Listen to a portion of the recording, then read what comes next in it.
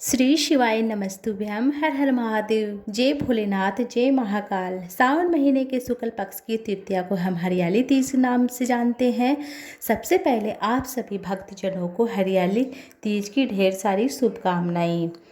सावन यह तिथि सुहागिन महिलाओं के लिए बहुत ही खास होती है। इस दिन निर्जल और निराहार रहकर महिलाएं व्रत करती हैं। कुंवारी कन्याएं भी अपने मनचाहे पति के लिए, मनचाहे जीवन साथी के लिए व्रत रखती हैं। वैवाहिक जीवन सुखद में बनाने के लिए, पति की लंबी उम्र कामना के लिए, संतान सुख की प्राप्ति के लिए, मनोकामना पूर्ति के लिए यह उपवास किया जाता है। साल 2024 में इस बार हरियाली तीज का व्रत 7 अगस्त बुधवार के दिन रखा जाएगा। तृतीय तिथि शुरुआत होगी 6 अगस्त मंगलवार की शाम 7:53 पर और समाप्त होगी 7 अगस्त बुधवार की रात 10:05 पर।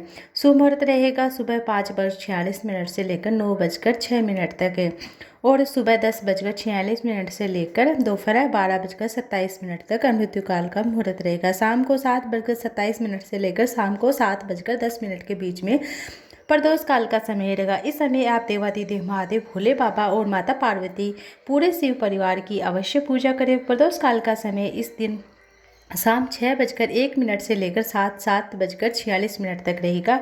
हरियाली तीज का व्रत खोलना यानी पालन करने का शुभ मुहूर्त रहेगा 8 अगस्त गुरुवार को सुबह 6:04 से लेकर 7:15 के बीच में। इस बार हरियाली तीज के दिन अपने बहुत ही अच्छे योग बन रहे, शिव योग बन रहा है और रवि योग बन रहा है, निर्माण हो रहा है। ऐसे में पूजा पाठ और व्रत रखने से सौभाग्यवती महिलाओं का सुहाग अखंड रहता है। कुंवारी कन्याओं को योग्य वर मिलता है। व्रत को रखती है जो भी महिलाएं, उन्हें सुखद जीवन प्राप्त होता है। हरियाली तीज के दिन महादेव और देवी माता पार्वती का विधि विधान पूजा करें। मान्यता है कि आज के दिन जो भी महिलाएं कुंवारी कन्याएं भगवान श्री माता पार्वती की पूजा करती है, उनके जीवन में हमेशा सुख समृद्धि बनी रहती है। इस व्रत में पूजा के साथ साथ कन्याएं कथा सुनती है। हरियाली तीज का व्रत कथा के बिना अधूरा माना जाता है। तो चलिए सुनते हैं आज के दिन हरियाली तीज की व्रत कथा। हरियाली तीज की कथा साथ ही आप जानेंगे पूजा विधि के बारे में भी। सबसे पहले आज की कथा का शुभारंभ करने से पहले आप सभी माताओं बहनों हरियाली तीज की ढेर सारी शुभकामनाएं। भगवान शिव माता पार्वती की कृपा सदा सदैव आपके परिवार और आप पर सदैव बनी रहे। पौराणिक कथा के अनुसार भगवान शिव ने एक बार माता पार्वती के पूछने पर उन्हें पुनर्जन्म का स्मरण कराते हुए कहा, हे पार्वती, आपने मुझे पूर्व जन्म के पति के रूप में प्राप्त करने के लिए कठिन तपस्या की थी, घोर तपस्या की थी। हिमालय पर अन्न जल का त्याग करके आपने सभी ऋतुओं का कष्ट सहा। एक दिन देव ऋषि नारद आपके घर पधारे। उन्होंने आपके पिता पर्वतराज को बताया कि श्री हरि विष्णु जी आपकी कन्या पार्वती की कठोर तपस्या से अत्यंत प्रसन्न होकर वे उनसे विवाह करना चाहते हैं। तो मैं श्री हरि विष्णु के भेजने पर यहाँ आया हूँ। पार्वती जी यह बात सुनकर अपने पिता के चेहरे पर मुस्कान आ गई। वे प्रसन्नता हो गई। उन्हें तुरंत ही इस प्रस्ताव को स्वीकार कर लिया। उन्होंने तुरंत ही नारद जी से कहा कि वे अपनी पार्वती पुत्री का विवाह श्री हरि विष्णु के साथ कराने के लिए बहुत ही तैयार है। नारद मुनि ने विष्णु जी के पास पहुँचे। उन्होंने सारी बात बताई। भगवान श्री हरि विष्णु शिव माता पार्वती से आगे कहते हैं कि हे देवी, आपके पिता ने जब यह बात आपको बताई तब आप बहुत दुखी हो गए थे, क्योंकि आप तो मन में मुझे पति के रूप में स्वीकार कर चुकी थी।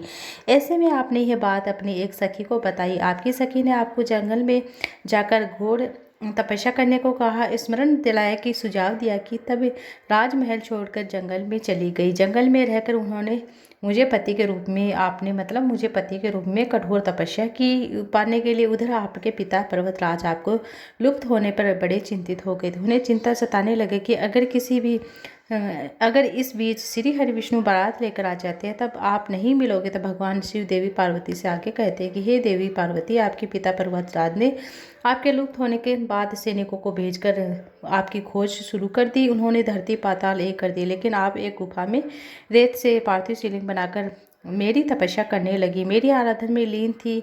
मैं आपकी तपस्या से प्रसन्न हुआ और फिर मैंने आपकी मनोकामना पूर्ति का वचन आपको दिया। उधर खोजते खोजते आपके पिता पर्वतराज गुफा में पहुंच गए। आपने अपने पिता को बताया कि कैसे आपने शिव जी को पति के रूप में प्राप्त करने के लिए कठिन तपस्या की। आपने बताया कि जब आपकी कठिन तपस्या सफल हो गई, फिर आपने अपने पिता से कहा कि अब आप उनके साथ महल तभी वापस जाओगी तब वे आपका विवाह है माता पार्वती शिव जी के साथ ही संग करवा देंगे।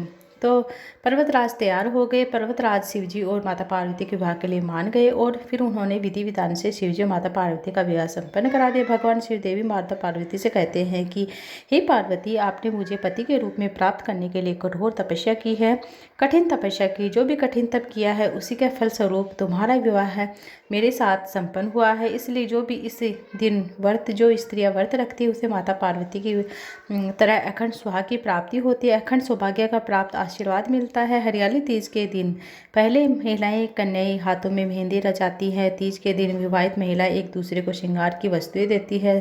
श्रृंगार की वस्तु में सिंदूर, पारंपरिक वस्तु, चूड़ियाँ, मेहंदी, बिछिया, बिछुए, बिंदिया आदि शामिल होती है। इस दिन महिलाएं विशेष रूप से हरे रंग का लहंगा साड़ी पहनती है। हरे रंग का ज़्यादा से ज़्यादा प्रयोग करती है। अपने आप में एक दुल्हन की तरह सजकर तैयार होती है। 16 श्रृंगार करती है। हरियाली तीज के व्रत को निर्जला निराहार व्रत रखती है। लेकिन जिनकी भी सामर्थ्य निर्जला रखने की नहीं है तो वह फल और दूध, चाय जो भी सेवन कर सकते हैं। यह व्रत करवा चौथ की तरह ही रखा जाता है। बहुत ही कठिन होता है क्योंकि हरियाली तीज के दिन महिलाएं सुबह से लेकर अगले दिन सूर्योदय तक रखती है। अगले दिन सूर्योदय होने के बाद अपने व्रत का पालन करती है। तीज के दिन घर पर महिलाएं मुख्य रूप से तरह तरह के व्यंजन बनाती है। इसे घेवर, नारियल के लड्डू, साबूदाने की खीर, आलू का हलवा आदि शामिल होती है। इसलिए अपने सुखद वैवाहिक जीवन के लिए भगवान शिव से माता पार्वती से भगवान शिव के भजन और मंत्रों का जप करती है। आप कोई भी मंत्र का जप कर सकते हैं। नमः शिवाय, पंचाक्षर मंत्र, षडाक्षर मंत्र, ओम नमः शिवाय या श्री शिवाय नमस्तुभ्यम। इसमें माता पार्वती और देवादिदेव महादेव भोले बाबा दोनों का मंत्र आ जाता है। तो इस तरह से आप श्री शिवाय नमस्तुभ्यम मंत्र का जप कर सकते हैं। जो भी महिला हरियाली तीज का व्रत रखती है इस दिन पूरे विधि विधान के साथ इस व्रत को रखती है। व्रत वाले दिन जो भी महिलाएं जो भी कन्याएं इस व्रत को रखती हैं उन्हें सुबह जल्दी उठकर स्नान आदि करके महिलाओं को विशेष रूप से श्रृंगार करना चाहिए। गहने लाल हरे रंग की साड़ी, सूट, लहंगा पहने और मंदिर में गंगा जल छिड़क कर शुद्ध करें और स्नान से विशेष रूप से साफ सुथरे फूल, रंगों, अन्य सामग्री से सजाए। या पूजा करने के लिए भगवान शिव माता पार्वती प्रतिमा को स्वयं भी मिट्टी से बना सकते हैं। यदि आप बना सकते हैं तो बहुत अच्छी बात है। आपको मिट्टी की मूर्ति आसानी से बाजार में मिल जाएगी। अपनी सुविधा अनुसार आप मिट्टी मूर्तियाँ बना सकते हैं, बाजार में भी ला सकते हैं। यदि ऐसी सुविधा है तो आप तस्वीर से भी पूजा कर सकते हैं। अब भगवान शिव माता पार्वती प्रतिमा को चौकी पर साफ सुथरा बिस्तर बिछाकर आप विराजमान करें, क्योंकि यह व्रत सुहागिन महिलाओं के लिए रखा जाता है। पति की लंबी उम्र के लिए कामना के लिए रखा जाता है। इस दिन माता पार्वती को 16 श्रृंगार की वस्तुएं अर्पित करें, पूजा स्थल सजाए, घी का दीप लगाए, हरियाली तीज की कथा सुने।